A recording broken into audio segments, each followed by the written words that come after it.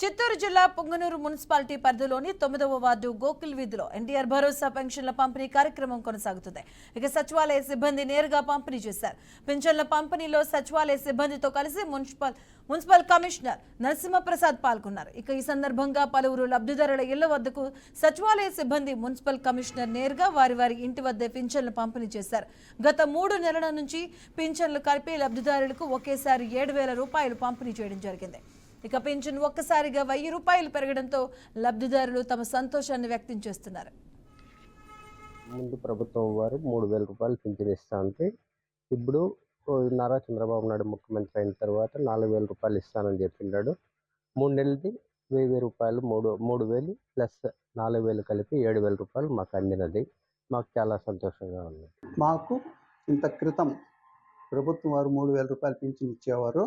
చంద్రబాబు నాయుడు వచ్చిన తర్వాత ఆ పింఛన్ వచ్చేసింది 7,000 రూపాయలు పెంచి 17,000 రూపాయలు 15,000 రూపాయలు పెంచినారు. కాబట్టి మేము ఇది వరకు ఎన్నడూ కనీ విని విధంగా మాకు ఆనందం కలుగుతూ ఉంది. ఇంతవరకు మేము ఇంత డబ్బుని కళ్ళతో ఏ రోజు మేము చూడలేదు. కాబట్టి చంద్రబాబు నాయుడు వచ్చి మాకు ఎంతో ఆనందాన్ని కలిగించినారు. ముందు ప్రభుత్వం వారు